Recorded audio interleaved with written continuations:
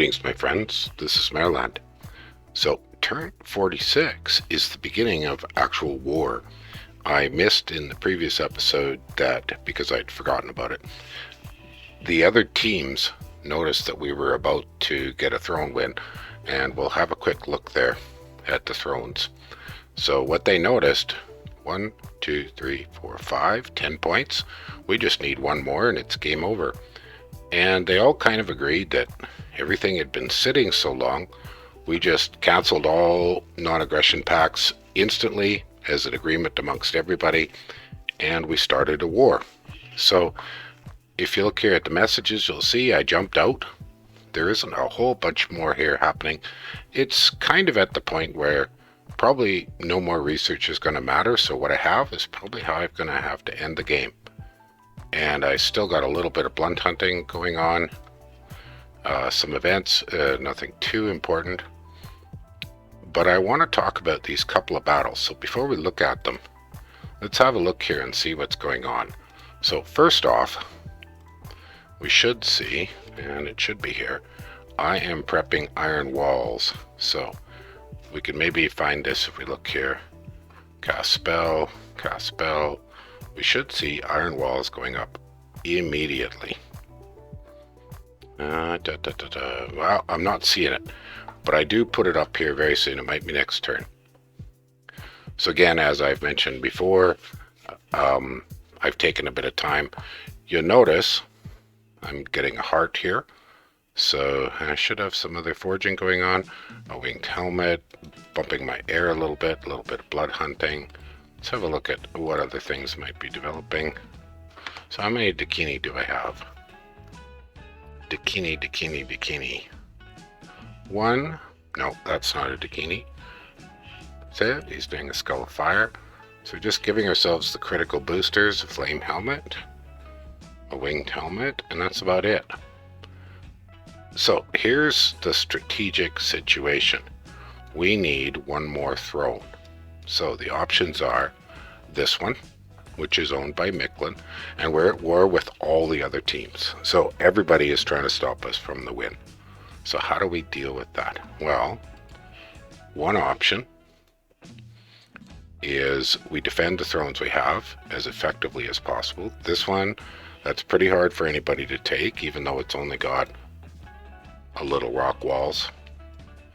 But, you know, there's reasonable chances for Xibalba to defend that. This one is particularly hard to take. So the likeliest target for them to get a throne from us, we felt, was the one I just claimed. And you can see in the messages, I just claimed it. So here we have the Throne of Water. So that puts us right on the edge. Now, we failed our little attempt a turn ago to grab this throne. But I believe Micklin, from memory, is going to make another attempt to take that throne. So what I've done here, and we talked about it strategically, is I'm trying to pull Micklin to attack me so that he doesn't notice that his fort is fairly vulnerable to a quick crack the walls with flyers and then a storm by Xibalba. This is the plan. So if you look at these couple of battles, there's really nothing too special here. These are basically just raids. Obviously, a single thug is not going to crack the walls here. And this is where I decided to put on that bone armor I had gotten from a lucky event a while back. So pretty straightforward stuff. We're going to bless, speed this up a bit. And, you know, so we're dealing with bats. He's got a vine shield. That'll help with the crowds. The soul vortex hopefully will keep him alive. And here's the chest wound. I'm pretty sure that was where I was trying to get the Heart of Light. So guys are getting killed by the vortex, and it's just a little bit of Province defense. And that's effectively the end of that fight. So what we've done, or what I've done, is just take this. Oh, that one isn't the fort, it's the other one. I've taken this province. Simple enough. And you may notice, we look here, I'm bringing in some Dakini. So what I'm going to do is put a sacrificial army, move it onto here. It's really nothing too special. low cost, low commitment. The only really good things are a few longbows and a few crossbows. And you can see, where was I there? You'll see here I threw in a Herald Lance. That was just to get it going. Tossed in a couple other tidbits, a very small communion.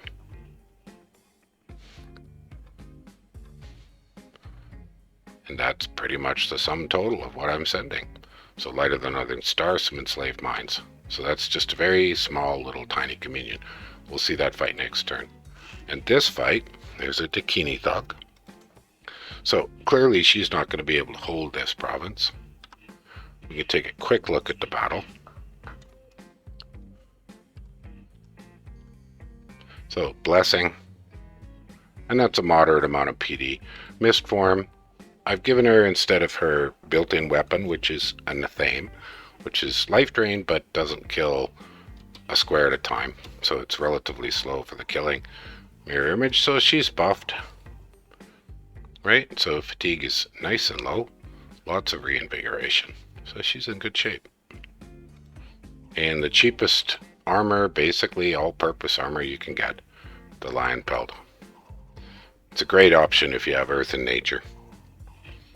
Alrighty, off she goes. Choppity choppity chop. Yeah, so this is pretty straightforward. We'll speed it up a little bit more. So she really is at no risk whatsoever. Not against simple PD. Now, if he'd been patrolling a major army, I might have got some kills. And she might have run. She might have succeeded. Alrighty, now if we want to take a quick look, we can look at her script. So, Blessing Mist Form, a couple holds to reduce fatigue and attack rear.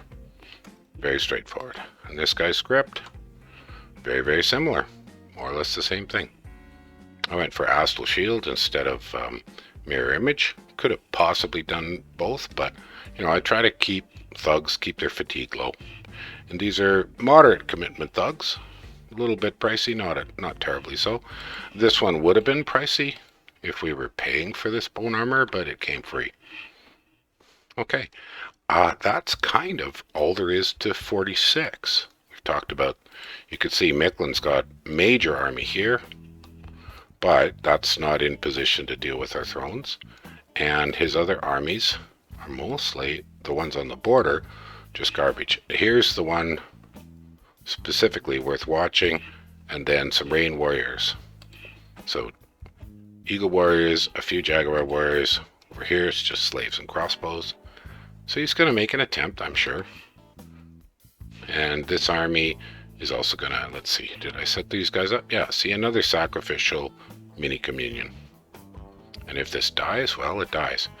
The primary point of these two communions is to kill the PD, knock out any patrollers, and give my Nagini a chance to be underneath to seduce and or assassinate. So, any other stuff? This throne is well defended, and Utgard has plenty of armies if required.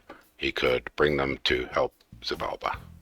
Now, for anybody who doesn't know, if you put your army on top of an ally's fort, it will fight a battle on top of that fort before there can be any reduction of the fort by siege power. And if there's a patrolling army for the nation that owns the fort, it will also be on top. There'll be two battles. It's random which one goes first if someone attacks. It might not be two battles. They would have to defeat one of the armies to fight the second one. You never know which army is going to go first. So it can be really useful. There's tricks with burning gems and other things you can do to assist an ally defending a fort, but it's not a perfection. Alright, I think I'm satisfied with the discussion of turn 46. Alright guys, here comes turn 47, and as you can see, massive attacks all over the place. We've got Miquelin attacking me, we've got Midgard attacking Xibalba and Utgard, more Miquelin attacking me, we've got Gath here attacking pretty much everybody. So let's start with the overview. So let's have a look and take a look at it from this point. So what have we got happening here? So a Miquelin army there, Miquelin army there, My little army did get on top of the capital, so it took that. I don't think we need to... Well, maybe we'll watch it for a little bit. Let's just see how the mini communion did. You can see Marcata bait squads, a line of Bandar longbows, and a small squad of crossbows. And here goes...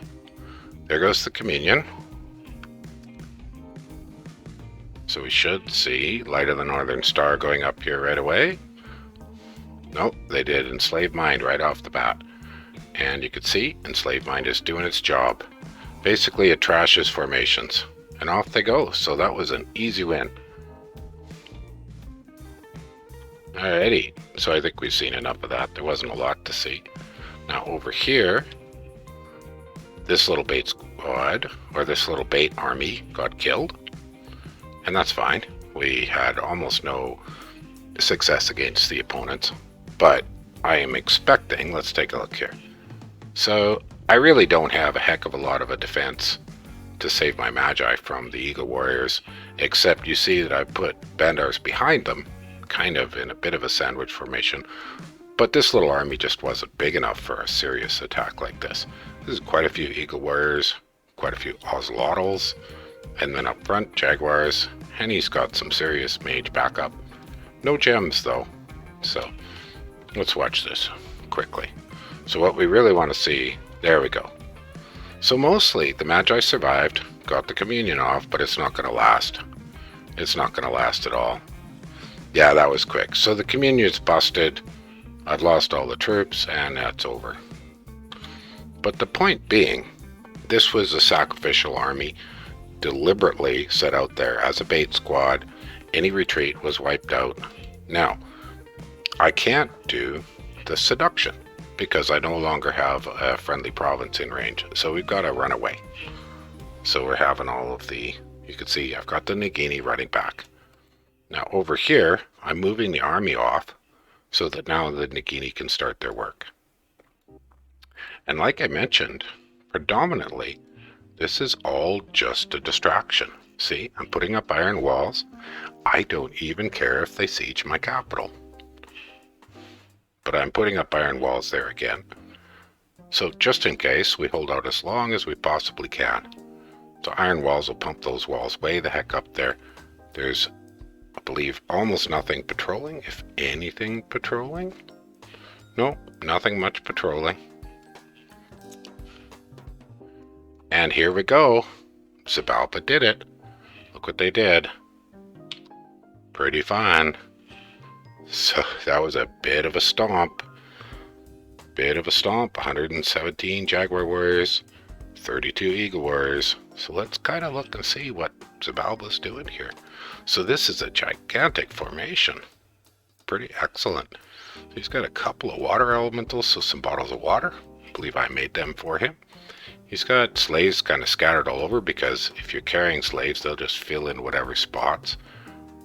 He's got a front line of mooch.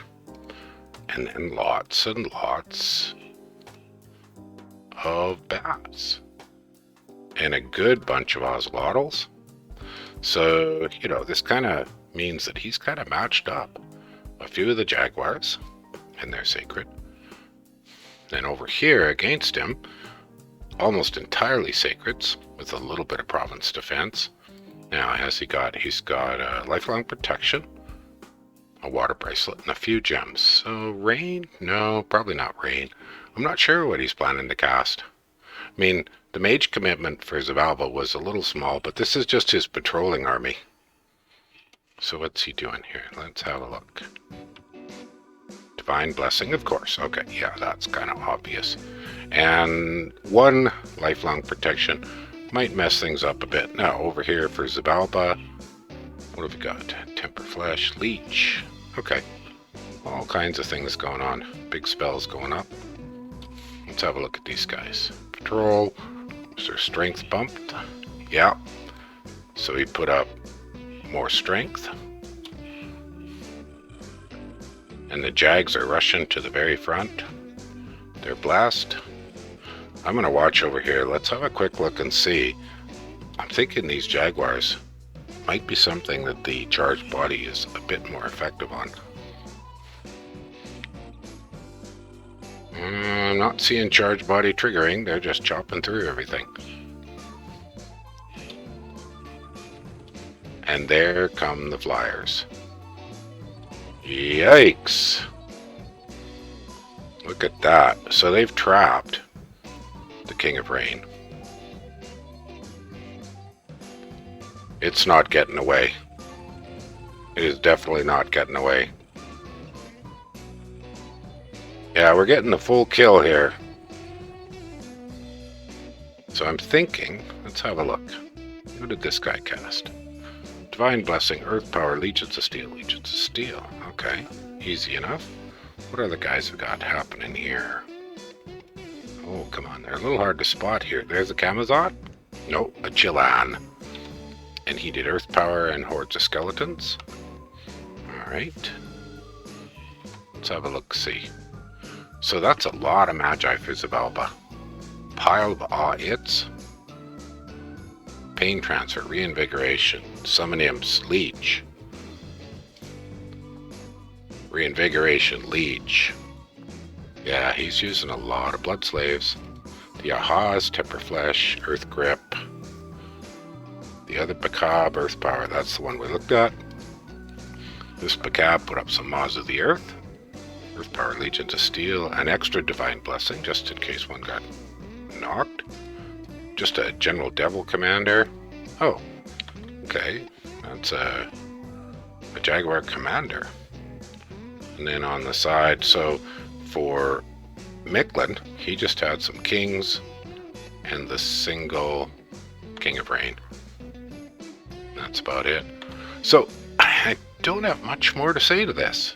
I mean, the Eagle Warriors get in the back, but the Sandwich Formation handles that just fine. We've got some Imps. You know, they're not going to trash the Magi because the Magi are well protected within a sandwich and fairly spread out, right?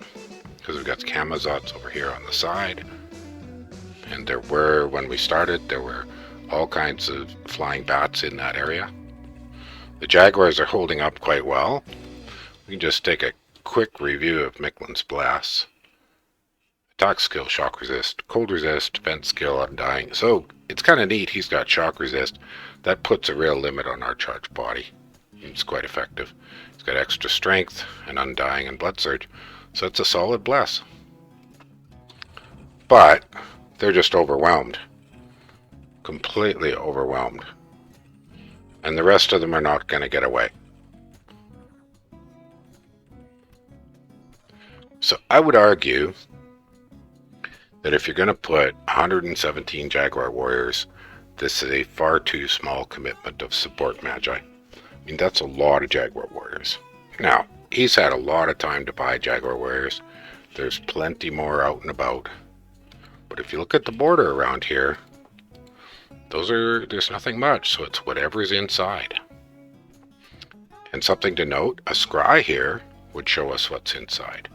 So, glancing at the overall scene, so he threw some horrors, and that did a little bit of damage, but it didn't actually work because my little mini communion here was able to deal with that, and then that army, the communion, got away. That's a solid army. So effectively it is working that I am baiting Maerlande to come at me, to just come and park on top of the throne fort,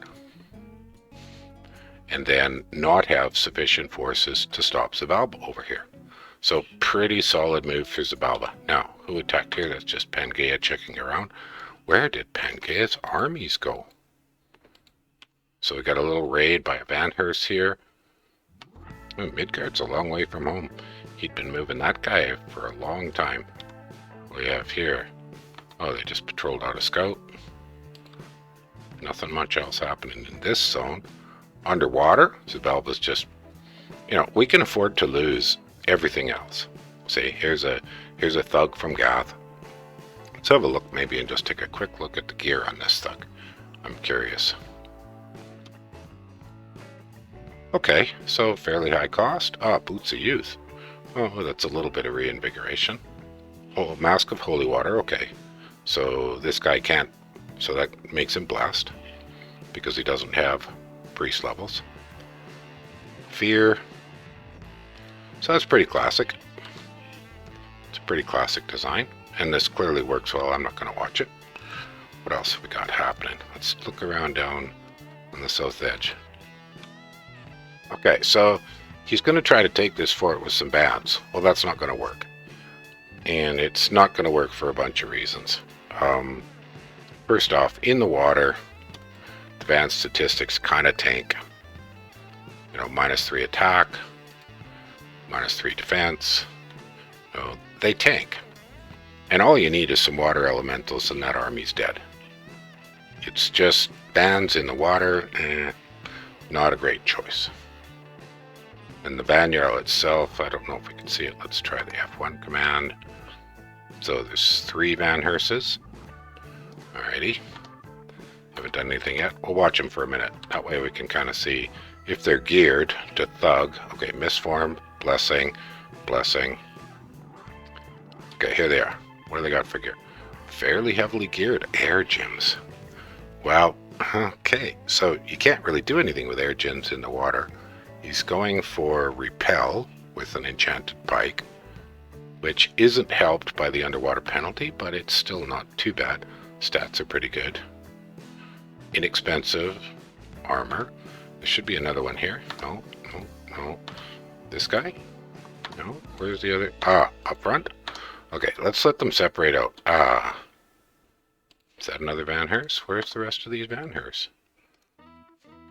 I don't see them.